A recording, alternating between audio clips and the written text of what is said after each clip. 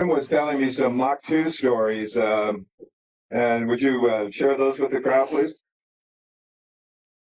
I was a test pilot for the Phantom. I don't know if you recall the F-4 Phantom at Pax River in the early days, and we had the A models there, and I finally got the airplane past Mach 2, and of course I had a hard hat, ejection seat, parachute.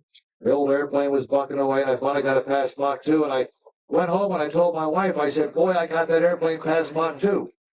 A few years later, we were flying to Paris on the Concorde, which is right over here, and I was sitting in the front seat and drinking champagne with my wife, and on the bulkhead there's a Mach meter, and it said 2.04, and we're doing 60,000 feet, and my wife looks at me and says, what's the big deal? Oh.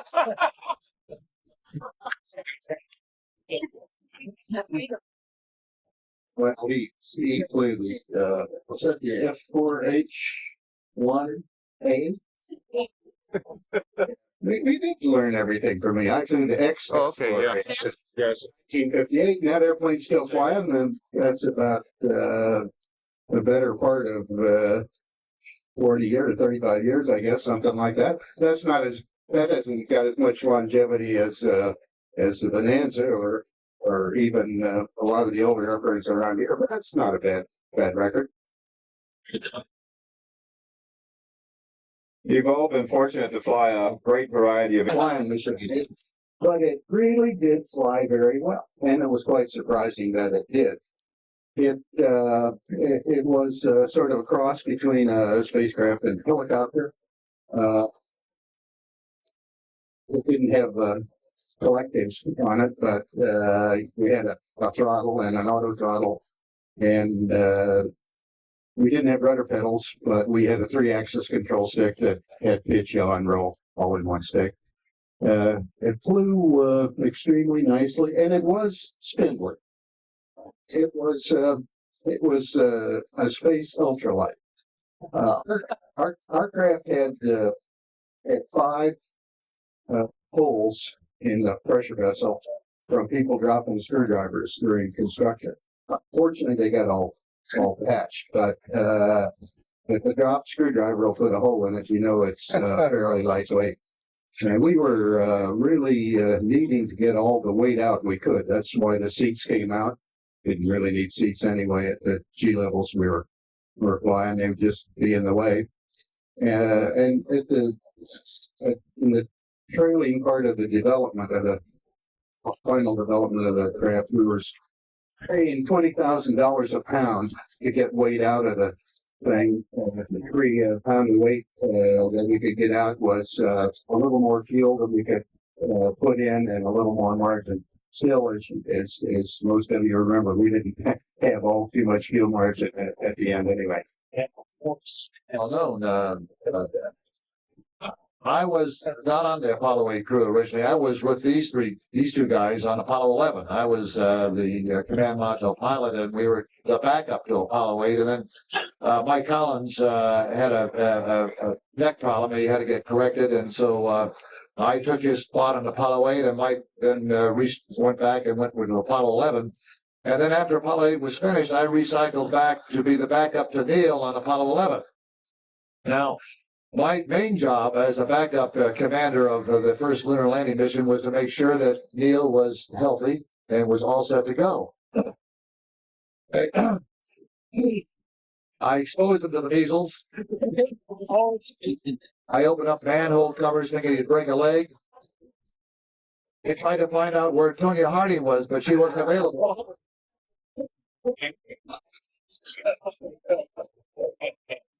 And I was too healthy, and he finally went.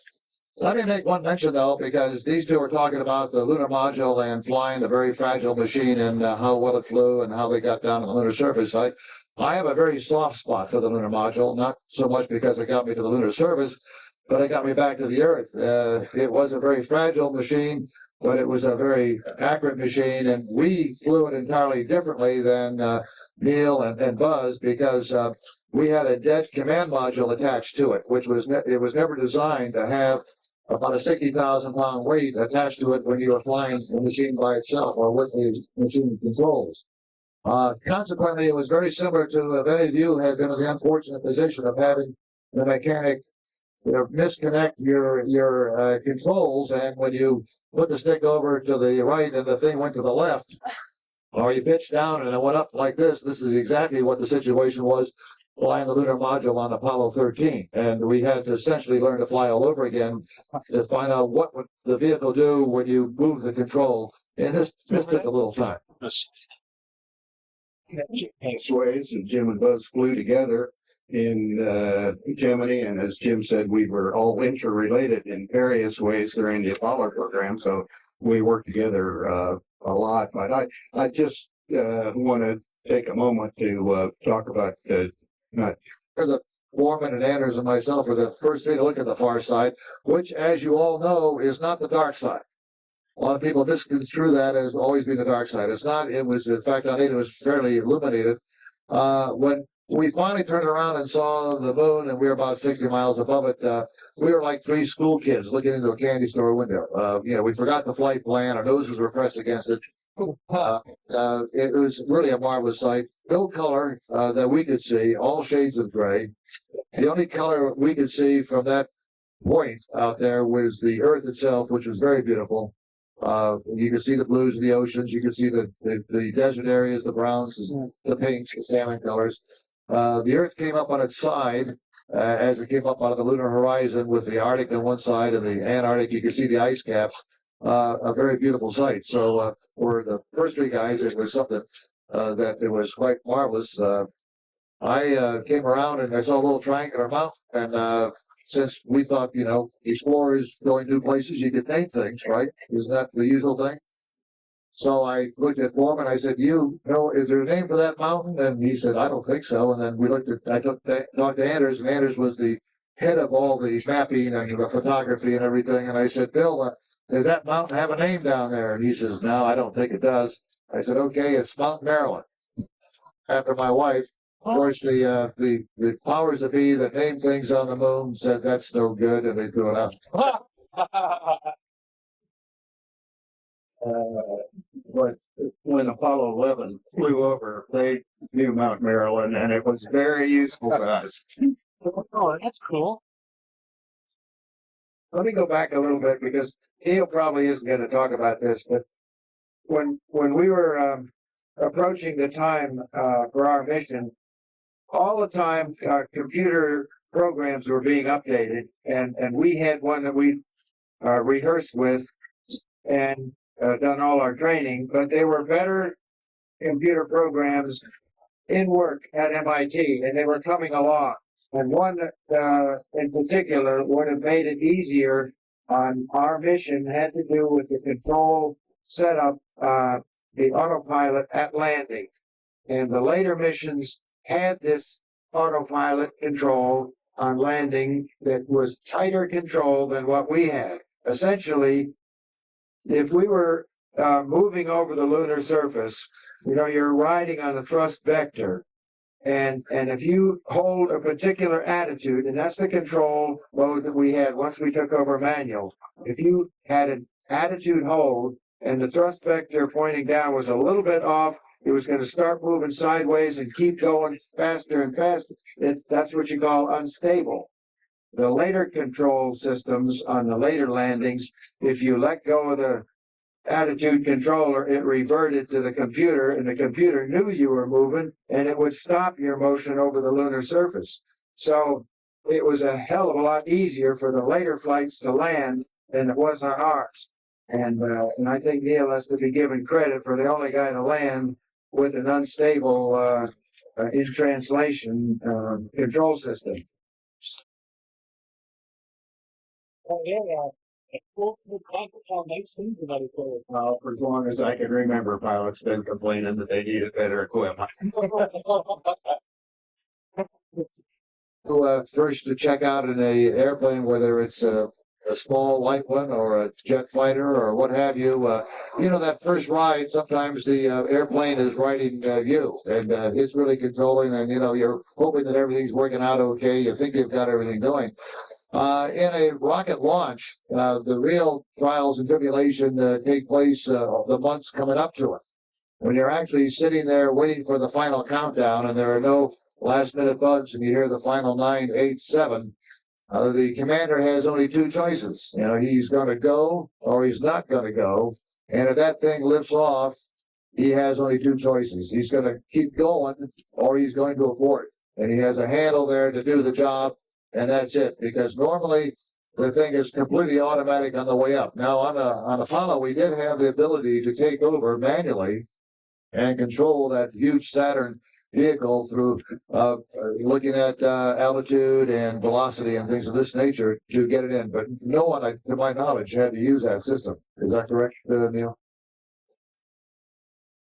The Soviets, Buzz is the expert on Russia here. He says the Soviets had to do it one time. So the difference is that the initial phase is a fairly automatic thing where it's doing its deal and you're sitting there hoping that everything works. I would just add that probably those of us up here had more chances to. We haven't maybe flown more interesting aircraft necessarily, but we've probably ridden on more interesting rockets than most of you. And I've flown on quite a few LR8, LR11, the Aerojet 87 and 93, the F1, the S2, the Grand Module, Lunar Module, and quite a few different rocket engines, and they're all different. Just like those of you that have flown various kind of jets would acknowledge that jets have a different character. Jet engines have a different character, just like recips have. Rocket engines are different. Some are noisy and vibrate and rattle, and some are so smooth and quiet that you don't even know they're running. The rocket is a marvelous device, and it allowed us to do things that we otherwise never could have done. But the rocket is the least fuel efficient machine ever designed by man. And so we can only hope that during the next century that we can have some new breakthroughs that will make a new kind of propulsion system that will make replace the rocket engine as we know it today, and bring a new class of propulsion that is affordable fuel consumption. I think flying a spacecraft is all serious. You're always working, you're always doing some things that everybody can't have any fun, but a lot of times we had a good time up there. We enjoyed ourselves. Of course, the view is fantastic. I don't know how many of you were here last night for the show last night. I told a story last night about Ken Mattingly, who was a command module pilot on our flight. And on the second day of the mission, he had to use the waste management system. Well, that's the $2 word for potty. And potty on Apollo really wasn't a triumph of technology. It was sort of a bag, and you just sort of floated down to the bottom of the lower equipment bay, and you got naked, you used the bag. Well, after he finished up, he was taking his ring out of the, well, he was looking for his ring. He was getting dressed, and his wedding ring had floated out of this little pocket on the side of the spacecraft and was inside this spacecraft somewhere, and we couldn't find it. 2 days later, we'd arrived at the moon, and John and I landed on the moon, and he's still looking for his wedding ring. And 3 days later, we come back, and we rendezvous and join up. He's still looking for his wedding ring.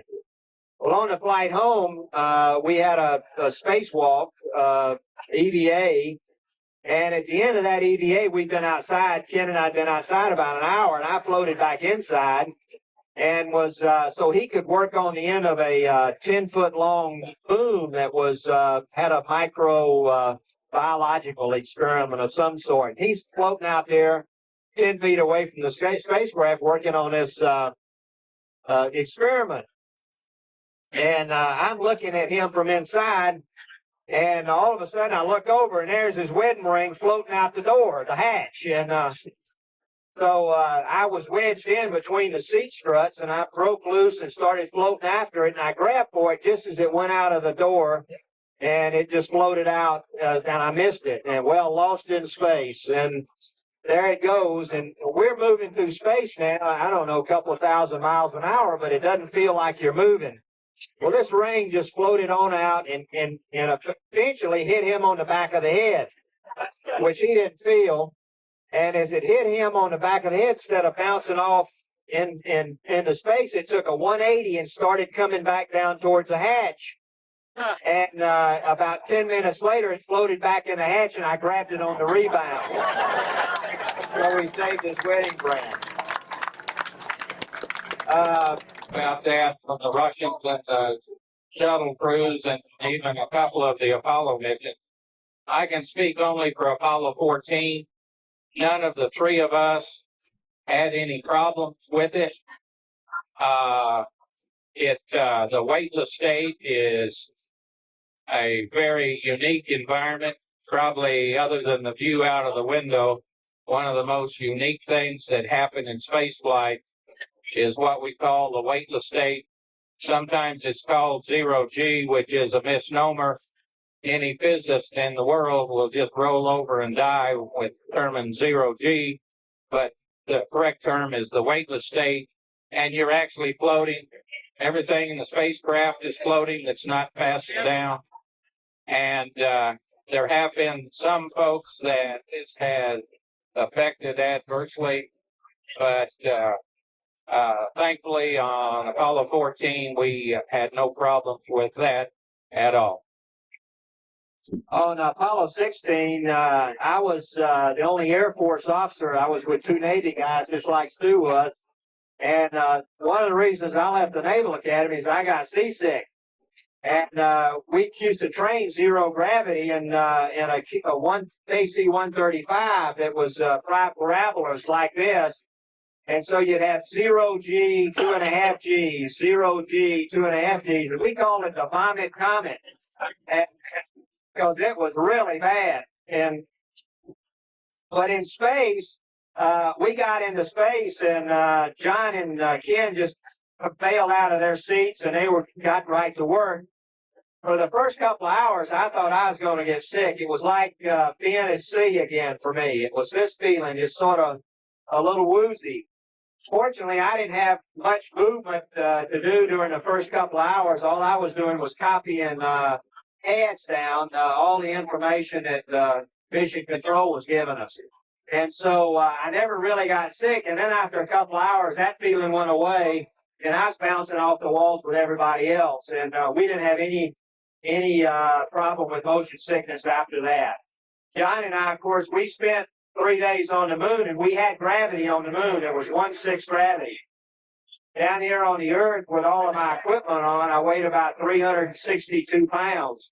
But up on the moon, only 60 pounds. And so that gave you that sense of gravity. You had that gravity. So when we got back in orbit, even then, though, we didn't have any problem with motion sickness. So I was falling down on the moon from about 3 feet off the moon.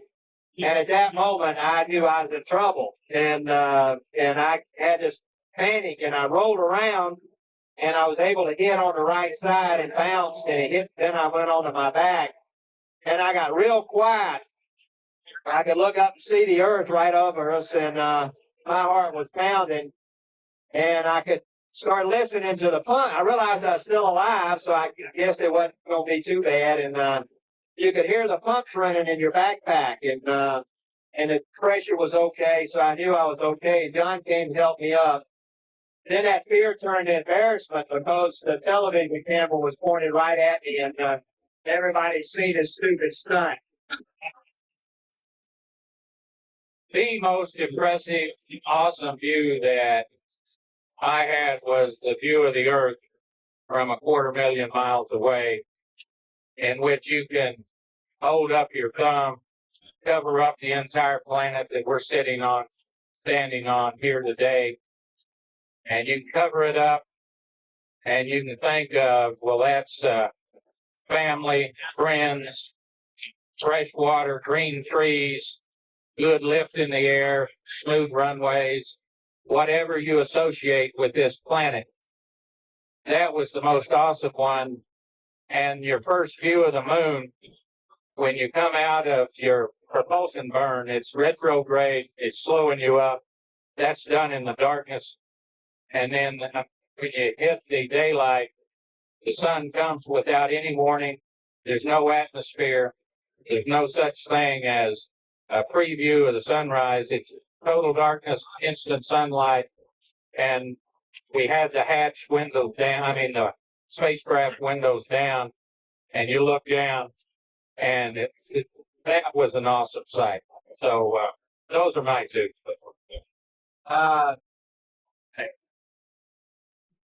I won't add anything to what Stu said about the Earth. I thought the Earth was more impressive from 17,000, 20,000 miles away. That was really the first time we saw it on our way to the moon. It was we could see the whole circle of the Earth. And I don't know about 14, but we saw all of North America. In fact, there's a picture that we took in there in the warehouse over there, and it's you could see the Arctic Circle and all of North America, and it was just really spectacular. The land was brown, the crystal blue of the oceans, and the pure white of the snow and the clouds. The other view that sticks in my mind was we had a car on our flight called the Lunar Rover, and John and I got in a car and we drove south about 4.5 miles. And to the south of us, there was a hill we called Stone Mountain because it looked like Stone Mountain in Georgia. And so we started climbing this mountain in this car. And we got up about 3/4 of the way up, which was 300 or 400 feet up. And we turned the car around so we could see out across the valley. And John stopped the car. And you could see across this Cayley Plains. The valley we landed in was about 10 miles across. And you could see all the way across the valley over to the horizon. And this moon was just rolling terrain, just gray in color, just really awesome. And right in the middle of this valley was the little lunar module. It looked like a little miniature, and it was sitting out there in the middle of the valley. And the descent stage of the lunar module was covered with some orange material called mylar. And it was an insulator, and that glistened in the sunlight, and it was just gorgeous. And that was the only color in the whole valley except for gray and white and black. And then you could look up into the sky, and the sky was just jet black on the lunar surface.